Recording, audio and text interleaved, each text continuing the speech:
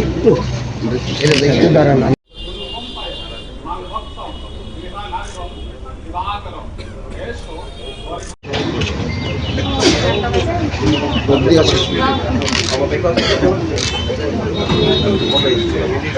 মন্ত্রী হিসেবে মোদিজির 12 বছর রেকর্ড, কি বলবেন আজকে পুজো দিয়ে?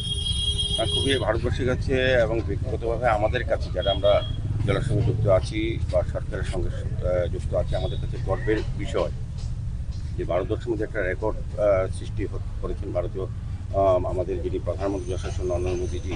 জওহরলাল নেহরুকে উনি রেকর্ড ভেঙে আজকে 12 বছর পূর্তি করেছেন।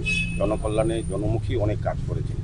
আজকে সারা ভারতবর্ষে বিভিন্ন মন্দিরে পূজা অর্চনা চলছে, যজ্ঞ চলছে।